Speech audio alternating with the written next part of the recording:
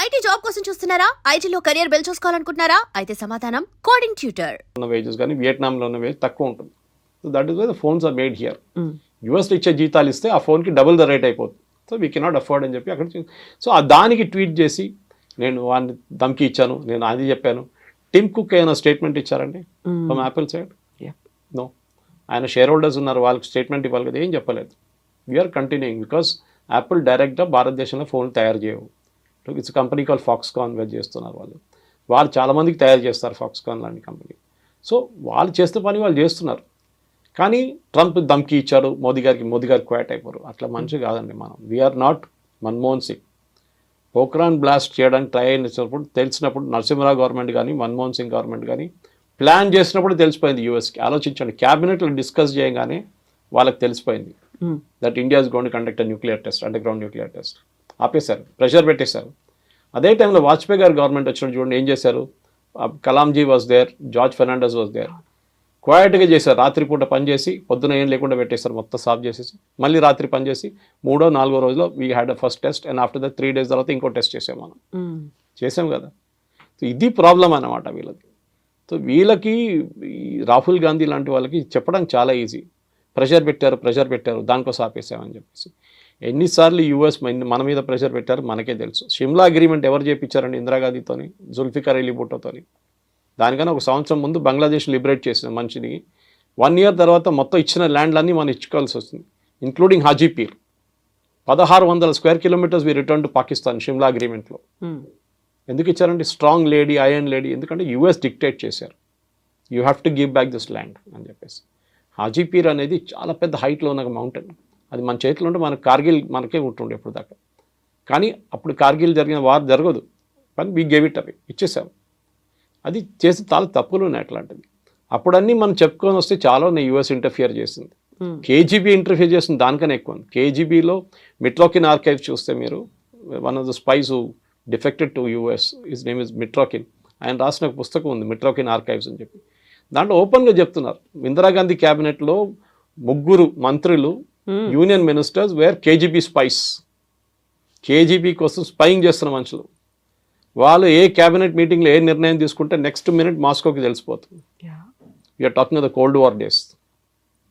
ఆలోచించండి. సో మోదీ గారు ట్రంప్ చెప్పారని చెప్పి పడడం ఏం లేదండి. వీ విల్ ఎప్పుడు ఆపాలని మనకు తెలుసు. We cannot continue. Me believe చేయరు, ఆఫ్టర్ ద బంగ్లాదేశ్ వార్ మన కంట్రీ 4 సంవత్సరాలు బ్యాంక్రప్ట్ అయిపోయిందండి. ఏం చేయక్కర్లేదు. మీ ఇందిరాగాంధీ గారు చేసినట్లనే మోదీ గారు చెప్పాలి, సరే యుద్ధం కావాలన్నా మీకు ఒక డెఫినెట్గా చేయదు, ఒక పని చేస్తాను, రేపటి నుంచి పెట్రోల్ ప్రైస్లు 3 రూపాయలు పెంచేస్తాను, నాకు యుద్ధం నడిపించాలి కదా, డబ్బులు కావాలి కదా. అప్పుడు చూడండి, అప్పుడు మారిపోతుంది డైలాగ్. ఎందుకు యుద్ధం అవుతుంది, 3 రూపాయలు పెట్రోల్ నేను కట్టాను. So every war comes with a price అంటారు. హ్యూమన్ ప్రైస్ ఉంటుంది, బడ్జెట్ ఉంటుంది, ఈ రెండు ఉండాలి. ఎందుకంటే మిసైల్ ఫైర్ చేస్తే ఒక్కొక్క మిసైల్కి ఎంత పడుతుంది? S-400ది $1 million పడుతుంది. So you cannot afford it. So కావాలంటే నడిపిస్తాం, కానీ ఏమండి, what is the end? Russia Ukraine కొట్టుకున్నట్లు కొట్టుకుంటే పోతాం, వాళ్ళు మన మీద వేస్తారు, మనం వాళ్ళ మీద వేస్తాం, మళ్ళీ వాళ్ళు మన మీద వేస్తారు. చిన్నపిల్లల ఆట కాదు కదా. So you have to have that maturity. అదే మళ్ళీ రిటర్న్ అదే పాయింట్కి వస్తాను అనమాట. ఎమోషనల్ మెచ్యూరిటీ లేదు. ఏదైనా మన ఇంట్లో కూడా డిస్కస్ చేస్తున్నప్పుడు కూల్గా ఆలోచించాలి ఏదైనా కానీ. Something similar should be done when you're dealing with politics also. So ఇప్పుడు మనం పాకిస్తాన్ నుంచి ఇక్కడికి వచ్చిన వాళ్ళు అక్రమంగా ఉన్నారు, లేకుంటే వీసా గడువు ముగిసిపోయింది, ఇమ్మీడియట్గా వాళ్ళని పంపించేసాము ఒక డెడ్ లైన్ అనేది పెట్టుకొని. ఇప్పుడు అలాంటి గడువే మే 30 వరకు ఉంది. వివిధ దేశాల నుంచి అక్రమంగా మన దగ్గరకు వచ్చిన వాళ్ళు అథెంటిక్గా వాళ్ళు ఉంటే ఓకే, అదర్వైజ్ మీరు వెళ్ళిపోండి అనే మాట. ఇప్పుడు ఇక్కడ ఒక రకమైనటువంటి కాన్ఫ్లిక్ట్ ఏమైనా కనిపిస్తుందా? వివిధ దేశాల నుంచి వచ్చారు, అందులో చాలా వరకు రోహింగ్యాలు వీళ్ళంతా ఉన్నారు, అందులో వాళ్ళ మీద సర్జికల్ స్ట్రైక్ చెయ్యాలి అనేటువంటి ఒక మాట కూడా గతంలో వినిపించింది.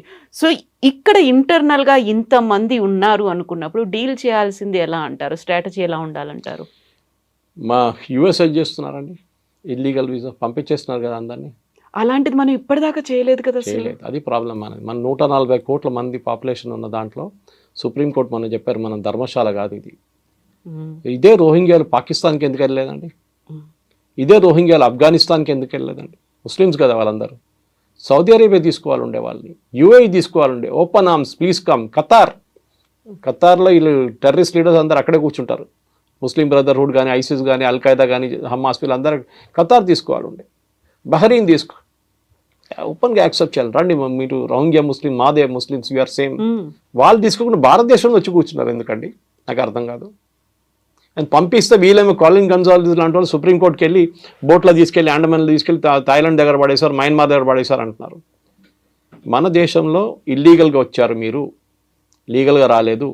యుఎన్హెచ్సిఆర్ కార్డ్స్ ఇచ్చారు, united nation human right commission, కానీ we're not a signatory to that commission. మేము యాక్సెప్ట్ చేయం. వారు యాక్చువల్లీ ఇదే సుప్రీంకోర్టు 2 నెలల ముందు రోహింగ్యా పిల్లలకి అడ్మిషన్ ఫ్రీగా ఇవ్వాలని చెప్పి ఢిల్లీ స్కూల్స్కి ఆర్డర్ ఇచ్చారు. మన పిల్లలకి లేదు, ఇండియన్ పిల్లలకి ఆట వాళ్ళు అసలు పట్టించుకోరు. రోహింగ్యా పిల్లలకి అడ్మిషన్ ఇవ్వాలని చెప్పి సుప్రీంకోర్టు, కానీ వాళ్ళ మాట తీర్పు అంతా మారిపోయింది ఎక్కడ? ఈ కాన్ఫ్లిక్ట్ మొదలైన తర్వాత. మన మన శ్రీలంక నుంచి ఒక శ్రీలంకని వచ్చింది, మనం పట్టుకొని జైలు వేసేసి ఉండే ముందే. ఫస్ట్ ఇల్లీగల్గా ఎల్టీటీ మెంబర్ ఉండే, మళ్ళీ మన పిఎంఎల్ఏ అంత పిఎంఎల్ఏ కాదు, వాజ్ అండర్ నథింగ్ ఎన్ఎస్ఏ, ఈ was arrested and put in jail in Tamil Nadu. Jail వేశారు, 10 సంవత్సరాలు జైల్లో ఉన్నాడు. ఇప్పుడు బయటకు వచ్చేమంటున్నా అంటే నన్ను అక్కడ పంపేయకండి, నేను ఇండియాలో ఉండిపోతా అంటున్నాను. Supreme court sir nothing doing, next బోట్లో తీసి నెక్స్ట్ ట్రిపుల్ చేసి నెక్స్ట్ ఫ్లైట్లో తీసి పంపించేసాను ఇక్కడ. సో ఇది మన దేశం అండి. మన 140 కోట్ల మందిలో మినిమం క్యాల్కులేషన్ ప్రకారం, and this is not me, this as per news channels and మిగతా రిపోర్ట్ ప్రకారం మన దగ్గర 12 నుంచి 18 కోట్ల మంది ఇల్లీగల్ సిటిజన్స్ ఉన్నారు. నిన్న చూడండి హైదరాబాద్లో ఒక హాస్పిటల్ నుంచే బర్త్ సర్టిఫికెట్లు తయారు చేసుకున్నారంట, 18 దొంగ సర్టిఫికెట్లు. డెలివరీ ఎట్ హోమ్ అని చెప్పి ఇంకో 12 సర్టిఫికెట్లు తయారు చేసుకున్నారంట. ఎట్లా చేశారండి? Who are the certificate made for? ఎవరు వెనకాల ఉన్నారు? ఇక్కడ పిల్లలు పుట్టలేదు, మీరు ఎవరి కోసం తయారు చేస్తున్నారు? ఎందుకంటే అదే బర్త్ సర్టిఫికేట్ తీసుకెళ్ళి ఆధార్ కార్డు తయారు చేసుకుంటారు, దాని తర్వాత రేషన్ కార్డు తీసుకుంటారు, దాని తర్వాత ఓటర్ ఐడి తీసుకుంటారు. 18 కావని పుల్వామా జరిగిన తర్వాత, ఫస్ట్ అటాక్ జరిగిన తర్వాత తెలిసి పాకిస్తాన్లో ఉన్న వాళ్ళు అందరూ పంపించారు ఇక్కడ షార్ట్ టర్మ్ వీసాలు వచ్చిన వాళ్ళు. అప్పుడు తెలిసింది అక్కడి నుంచి పెళ్లి చేసుకొని ఇక్కడ వచ్చి 22 మంది వచ్చి ఇప్పుడు ఆల్మోస్ట్ వాళ్ళందరూ గ్రాండ్ మదర్స్ అయిపోయారు. ఆ ఇంట్లో 1200-1300 పిల్లలు ఉన్నారంట ఆ ఏరియాలో అంతా కలిసి. థర్డ్ జనరేషన్ కూడా వచ్చేసిందంట. ఆలోచించండి. We are not a dharamshala. Sorry, మన పాపులేషన్ మన పెద్ద హెడేక్ మనకి. వీళ్ళకి తిండి ఎందుకు పెట్టాలండి? మనం ఫ్రీ రేషన్లు ఎందుకు ఇవ్వాలండి వీళ్ళకి? వాళ్ళ దేశం ఉన్నారు, వాళ్ళు అక్కడ వెళ్ళియండి. We don't want. First of all ఇది అస్సాంలో జరిగింది, మీకు గుర్తుంటుంది. అస్సాంలో పెద్ద అజిటేషన్ జరిగింది when Rajiv Gandhi was the prime minister.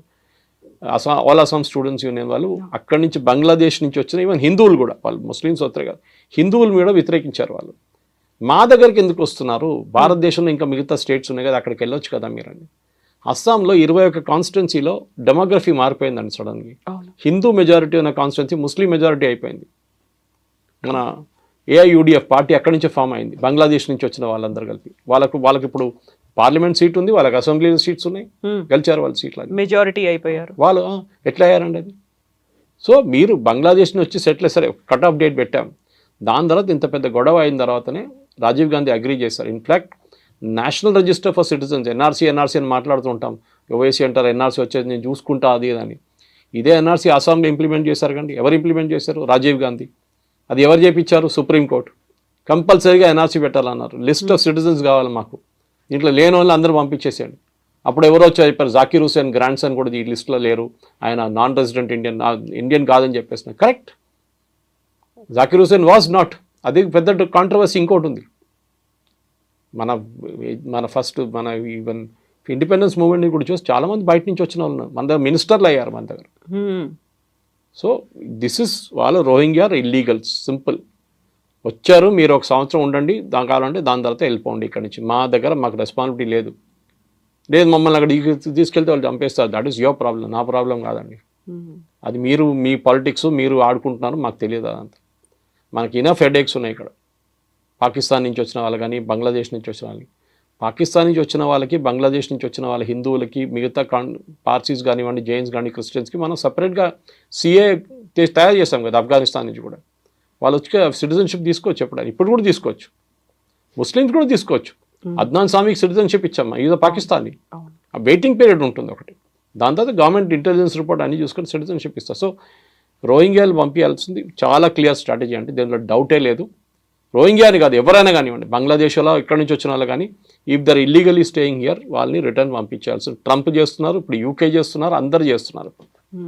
So Suresh గారు ఇక్కడే 2-3 రకాలుగా డౌట్స్ వస్తున్నాయి. ఒకటేమో ఆపరేషన్ సింధూర్ అని పాకిస్తాన్లో ఉన్నటువంటి టెర్రరిస్ట్ క్యాంపుల మీద అటాక్ చేశాం. ఇక్కడ ఉన్నటువంటి ఇల్లీగల్ ఇమ్మిగ్రెంట్స్ని పంపించేయాలి అనేది చూస్తున్నాం. బట్ ఇక్కడే మన దేశం వాళ్ళే అయినప్పటికీ కూడా వాళ్ళని నక్సల్స్, మావోయిస్టులు అని పేరు చెప్పి ఆపరేషన్ కగార్ పేరుతో వాళ్ళని ఎందుకు మట్టు పెడుతున్నాము? వాళ్ళు మన వాళ్లే కదా, మన దేశస్తులే కదా, అయినప్పటికీ వాళ్ళని చంపాల్సినటువంటి అవసరం ఏముంది? వాళ్ళని కూడా తీవ్రవాదుల్లాగా ఎందుకు ట్రీట్ చేస్తున్నారు మన దేశం వాళ్ళే అనేటువంటి కామెంట్ ఉంది. ఆల్మేటి మాధవ్ రెడ్డి గారిని ఎవరు చంపారండి? శ్రీపతిరావు గారిని ఎవరు చంపారండి?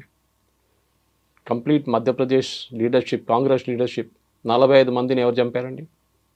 64 సిఆర్పిఎఫ్ సోల్జర్స్ని ఎవరు చంపారండి? అప్పుడు చంపినప్పుడు ఈ క్వశ్చన్లు ఎవరు అడగలేదండి, ఆ ప్రశ్నలు ఎవరు అడగలేదు ఆ టైంలో. వాళ్ళు చంపినప్పుడు ప్రాబ్లం లేదు. నక్సలైట్స్ క్లాస్ ఎనిమి కానీ బూర్జువా స్వాధీనం చేసుకోవాలి. ఈ ఒక ఎమోషన్ని క్రియేట్ చేసింది ఆ అట్మాస్ఫియర్ ఎందువల్ల అంటారు? ఇప్పుడు ఏమైపోతుందంటే ఇది ఒకటే ఇష్యూ కాదు. క్రికెట్ మ్యాచ్ నడుస్తున్నప్పుడు ఇదే ఇష్యూ ఉంటుంది. ఒక క్రికెట్ మ్యాచ్ ఓడిపోతే సంగతి అంతే. వీళ్ళందరూ కలిసి ధోని మీదనో కెప్టెన్ ఎవరున్నా విరాట్ కోహ్లీయా లేకుంటే రోహిత్ శర్మ ఇవే పడతారు వీళ్ళందరూ కలిసి. సో మన దగ్గర ప్రాబ్లం ఏంటంటే నేను చెప్పాను కదండి, మన దగ్గర డ్రాయింగ్ రూమ్లో కూర్చొని ఐపీఎల్ చూసుకుంటా ధోని దగ్గర బ్యాటింగ్ ఎట్లా చేయాలని చెప్తారు మన వాళ్ళు. True, they are all expert. ఒక వీక్ బడ్జెట్ వచ్చినప్పుడు అందరు బడ్జెట్ ఎక్స్పర్ట్స్, ఫైనాన్స్ ఎక్స్పర్ట్స్ అయిపోతారు. క్రికెట్ మొదలైతే అందరు క్రికెట్ ఎక్స్పర్ట్స్ అయిపోతారు.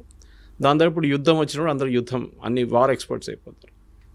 మీరు కూర్చొని మోదీ గారికి అడ్వైస్ ఇవ్వక్కర్లేదు. మీరు చూసుంటారు పెహల్గాం జరిగిన తర్వాత 5 రోజుల తర్వాత చాలామంది నా దగ్గర స్టూడియోస్లో అడిగారు ప్రశ్న, మోదీ గారు అంటే ఏం చేయట్లేదు, ఎందుకంత సైలెంట్గా ఉన్నారు? హిందీలో అడిగారు నా దగ్గర, మోదీ బాంబ్ క్యో नहीं डाल रहा है. నేను చిన్నపిల్లల ఆట కాదు ఇది. ఫస్ట్ ఆఫ్ ఆల్ ప్లానింగ్ ఉండాలి, దానికి ఇంటెలిజెన్స్ ఉంటుంది. ఎక్కడెక్కడ వాళ్ళ టెర్రర్ క్యాంప్స్, వాళ్ళ దగ్గర 24 టెర్రర్ క్యాంప్స్ ఉంది పాకిస్తాన్. మనం కొట్టింది 7 నుంచి 9, దాంట్లో 14 మిసైల్ యూస్ చేసాం మనం. ఒక స్పాట్లో మనం 3 సార్లు కొట్టాం. మీరు చూసుంటారు ఆ వీడియో వాళ్ళు చూపించిన దాంట్లో. సో ఆ పరిస్థితికి రావాలంటే 14, మీరు గుర్తుంటుంది మన ఉరి జరిగిన తర్వాత సర్జికల్ స్ట్రైక్స్ 9వ రోజు జరిగింది. పుల్వామా జరిగిన తర్వాత బాలాకోట్ స్ట్రైక్ 13వ రోజు చేసాం. ఈసారి 14వ రోజు చేసాం. టైం అన్నిటికీ ప్లానింగ్ ఉంది, ఎందుకంటే వాళ్ళు రెడీగా కూర్చున్నారు అక్కడ. పహల్గాం కాగానే ఇండియా అటాక్ చేస్తారని వాళ్ళకి తెలిసిపోయింది, టెర్రరిస్ట్ కానివ్వండి పాకిస్తాన్ ఆర్మీ. కానీ ఒక వారం తుపాకీ కూర్చొని పట్టిన మనిషి ఒక వారం తర్వాత అంటాడు, ఏంటి ఎవరు రావట్లేదు, ఇది బోర్ కొడుతుంది కదా, మనం ఎంత కూర్చోాలి చెప్పేసి పక్కన రిలాక్స్ అయిపోతారు. ఆ టైంలో కొట్టాలి. That is very important. Sun Tzu అని చెప్పి చైనీస్ ఫిలాసఫర్ ఉన్నారు, చాలా ఫేమస్, మీరు చదువుంటారు. ఆర్ట్ ఆఫ్ వార్ అనే ఒక బుక్ రాశారు. దాంట్లో ఈ always says you should catch the enemy unprepared. చాలా ఇంపార్టెంట్. ప్రిపేర్డ్ ఉన్నప్పుడు మనం మిసైల్ ఫైర్ చేస్తే వాళ్ళు ఫైర్ చేస్తారు, మనకేం అడ్వాంటేజ్? మళ్ళీ మన మీద ధ్వంసం ఎక్కువైపోతుంది. సో వాళ్ళు ఈ షుడ్ మొత్తం ప్లానింగ్ చేసుకున్న తర్వాత, డీటెయిల్ ఇంటెలిజెన్స్ వచ్చిన తర్వాత మనకు కరెక్ట్గా హిట్ చేసాం. వాళ్ళు కూడా అడ్మిట్ చేస్తున్నారు ఇంతమంది చనిపోయారని చెప్పి. ఒక ప్లేస్లో అయితే ఏదో మస్జిద్ లోపల మహిళలు పిల్లలు అందరు చనిపోయారన్నారు. రాత్రి 1 గంటకు ఈ మహిళలు పిల్లలు మస్జిద్ లోపల ఏం చేస్తున్నారండి? ఎందుకున్నారు అక్కడ? అక్కడే మీకు క్వశ్చన్ వచ్చేది. ఇట్ వాజ్ నాట్ ఎ మస్జిద్ పేరు పెట్టుకున్నారు అంతే. అది ప్లేస్ చూడండి. ఇప్పుడు మీరు గూగుల్కి వెళ్ళి ఆ మస్జిద్ పేరు కొడితే పర్మనెంట్లీ క్లోజ్డ్ అని వస్తుంది. సో మొన్న కూడా పాకిస్తాన్ ప్రైమ్ మినిస్టర్ వెళ్ళి మేము మళ్ళీ మస్జిద్ని కట్టేస్తాం మళ్ళీ మొత్తం, అంటే వచ్చిన ఫండ్స్ ఐఎంఎఫ్ దగ్గర నుంచి ఫండ్ దీనికి వాడుకుంటారు వాళ్ళు. ఇక మనకు ప్రాబ్లం లేదు, వాళ్ళు ఏమని చేసుకోవచ్చు. ప్రాబ్లం ఈజ్ పాకిస్తాన్ ఆర్మీకి సర్వైవ్ చేయడానికి టెర్రరిజం కావాలి వాళ్ళకి. ఇప్పుడు కాదు, 35 సంవత్సరాల నుంచి చేస్తున్న పని వాళ్ళది. ఆఫ్ఘనిస్తాన్లో టెర్రరిస్ట్ని తయారు చేయడం, ఫస్ట్ ఐసిస్, దాని తర్వాత Al-Qaeda, first Taliban, Al-Qaeda, ISIS, దాని తర్వాత మొత్తం ధ్వంసం అయిన తర్వాత ఇప్పుడు తాలిబాన్ టేక్ ఓవర్ చేసుకున్నారు ఆఫ్ఘనిస్తాన్. సోవియట్స్ పారిపోయారు, మరి తర్వాత యుఎస్ పారిపోయారు, నేటో పారిపోయారు. ఇప్పుడు ఎక్కడికి పంపించాలి టెర్రరిస్ట్ అంతని? ఎక్కడో వాడుకోవాలి కదా. నేను ఎప్పుడు దీన్ని భస్మాసుర్ ఎఫెక్ట్ అని చెప్తాను. దీన్ని భస్మాసుర్కి వరం ఇచ్చిన తర్వాత టెస్ట్ చేయడానికి శివ భగవాన్ తల మీద పెడదాం అనుకున్నారు. పాకిస్తాన్ సంగతి అంతే. ఇప్పుడు పాకిస్తాన్ తల మీద తేరిక తాలిబాన్ వచ్చి కొడుతున్నారు, అటువైపు నుంచి బలూచిస్తాన్ వాళ్ళు కొడుతున్నారు, ఇటువైపు టెర్రరిస్ట్ కూర్చున్నారు. వాళ్ళు అంటున్నారు మన ఇండియాకి పోకపోతే మేమేం చేయాలంటున్నారు. ఏం పని ఉంది మాకు ఇక్కడ అని. సో దే ఆర్ సర్వైవింగ్ దానికోసం. చూడండి పాకిస్తాన్ ఆర్మీ, పాకిస్తాన్ పొలిటీషియన్స్ అందరూ వచ్చేది పంజాబ్ నుంచి, పంజాబ్ నుంచి 90%. ఒక ఎక్సెప్షన్ ఇమ్రాన్ ఖాన్ అట్లాంటి వాళ్ళు ఉండొచ్చు, కానీ మిగతా అందరూ అక్కడి నుంచి వస్తారు. వీళ్ళకి మాఫియా, వాళ్ళు అక్కడే ఎన్షూర్ చేసుకుంటారు. ఈ ఏరియా నుంచి వచ్చిన వాళ్ళే. మీరు ఎప్పుడైనా ఖైబర్ పఖ్తూన్ఖా లేకుంటే బలూచిస్తాన్ నుంచి ఒక ప్రధానమంత్రి, ఒక ఆర్మీ చీఫ్ పేరు విన్నారా? ఎప్పుడు లేదు. వీళ్ళు అక్కడి నుంచి ఉంటారు. సో వీళ్ళని మనం ఈసారి కొట్టినప్పుడు భవాల్పూర్ కొట్టాం మనం, which was a very emotional hit for them. ఎందుకంటే వాళ్ళు ఎప్పుడు అనుకోలేదు మనం కొడతామని. పాకిస్తాన్ వైపు, అది కూడా పాకిస్తాన్ పంజాబ్లో అటాక్ చేయడం అని చాలా వాళ్ళు ఎప్పుడు వాళ్ళ డ్రీమ్స్లో కూడా కళ్ళు కూడా రాదు వాళ్ళకి. కొట్టాం మనం. అదొక సైకలాజికల్ బ్లో ఉండేవారు. దాని తర్వాత మీకు తెలుసు రెస్ట్ ఆల్ ఈజ్ హిస్టరీ అని చెప్పేటట్లు మనం చాలా కొట్టాం. దాని తర్వాత వాళ్ళు వచ్చి మన దగ్గర మనం విరామణ చేసుకుందాం, మనం ఇప్పుడు ఒక ఒప్పందం లాగా చేసి ఒప్పందం ఎక్కడ సైన్ చేయలేదు. We are not signed any agreement. కానీ ఇప్పటికీ ఒక స్టేల్ మేట్, ఇప్పుడేం లేదు. ఒక టైమ్అవుట్ అంటారు ఫుట్బాల్లో, టైమ్అవుట్ తీసుకున్నాం. అది 5 నిమిషాలు ఉండొచ్చు, 5 రోజులు ఉండొచ్చు, 5 నెలలు ఉండొచ్చు, 5 సంవత్సరాలు ఉండొచ్చు. ఏ రోజు మన మీద నెక్స్ట్ దాడి జరిగిందో ఆ రోజు మనం వి విల్ హిట్ బ్యాక్. ఇప్పుడు పహల్గామ్ జరిగి ఆల్మోస్ట్ 1 నెల కాబోతుంది. మీరు చూడండి, ఒక్క అటాక్ కూడా మనమే జరగలేదు. జరిగితే Modiji will give next authorisation, కొట్టండి ఈసారి అని చెప్పేసి. ఆల్రెడీ వాళ్ళ చాలా మటుకు ధ్వంసం చేస్తాం, వాళ్ళ ఎవాక్స్ని ధ్వంసం చేస్తాం, వాళ్ళ ఫైటర్ ఎయిర్క్రాఫ్ట్ని ధ్వంసం. వాళ్ళు కూడా చాలా మటుకు కాంట్రవర్సీ క్రియేట్ చేశారు. మేము రఫాల్ 5 రఫాల్, 1 రఫాల్, 3 సుఖాయిలు, 2 మిగ్లు కొట్టుపడేస్తామని చెప్పేసి. నిన్ననే government of India detailed statement ఒకటి ఇష్యూ చేశారు through press information bureau. And వాళ్ళ లాంగ్వేజ్లో ఒక ఎయిర్క్రాఫ్ట్ అంటే అసెట్ అంటారు దాన్ని. All our assets are intact అని చెప్పి పెద్దగా సపరేట్గా ఇచ్చారు వాళ్ళకి బాక్స్ లైన్లో. మనది ఒక్క ఎయిర్క్రాఫ్ట్ కూడా పోలేదు, ఒక ఎయిర్ ఫీల్డ్ కూడా అటాక్ కాలేదు. దానికోసం మీరు చూసుంటారు, మోదీ గారు కాగానే ఈ సీజ్ ఫైర్ కాగానే మోదీ గారు ఫస్ట్ విజిట్ ఆదంపూర్కి వెళ్ళారు. Adampur second biggest air force base మనది. ఎందుకు వెళ్ళారంటే వీళ్ళేం చెప్పారు, మేము ఆదంపూర్ మీద మిసైల్ కొట్టాం పాకిస్తాన్ వాళ్ళు అన్నారు, మొత్తం ధ్వంసం చేసాం, అక్కడ ఉన్న SU-400 ధ్వంసం చేసి అక్కడ ఉన్న ఫైటర్ ఎయిర్క్రాఫ్ట్ అని పోయిందని. మోదీ గారు వెళ్ళి నిలబడి ఆప్టిక్స్ అంటారు మన ఇంగ్లీష్లో, లెఫ్ట్ షోల్డర్ మీద SU-400 రైట్లో ఒక మిగ్ నిలబడింది, MiG-29. That is optics. Modi గారు వచ్చింది ఆయన నార్మల్ ఎయిర్క్రాఫ్ట్లు కాదు, మిలిటరీ ఎయిర్క్రాఫ్ట్లో ల్యాండ్ అయ్యారు. అంటే runways working, systems are working, లేకుంటే ల్యాండ్ గారు. అదే టైంలో Pakistan army chief, Pakistan prime minister మన ఏదో వాళ్ళ బేస్కి వెళ్ళారు, ఎయిర్ ఫోర్స్ బేస్కి వెళ్ళలేదు, ఆర్మీ బేస్కి వెళ్ళారు. అది కూడా ఎట్లా వెళ్ళారు, కార్లో జీప్లో వెళ్ళారు. దట్ మీన్స్ వాళ్ళ దగ్గర ఉన్న ఎయిర్ ఫోర్స్ బేస్ ధ్వంసం అయిపోయింది, అక్కడ ల్యాండ్ చేయలేమని చెప్పి చాలా క్లారిటీ వచ్చేస్తున్నారు అన్నమాట. సో యుద్ధం అనేది మన వాళ్ళు కూడా దే షుడ్ అలౌ పొలిటికల్ ఎస్టాబ్లిష్మెంట్ని వాళ్ళ పని చేయనియండి, వాళ్ళకి తెలిసి ఏం చేయాలని చెప్పి. విక్రమ్ మిస్త్రీ గారి మీద చేసిన దాడి ఐ థింక్ మన దేశంలో ఒక కల్చర్ అయిపోయింది.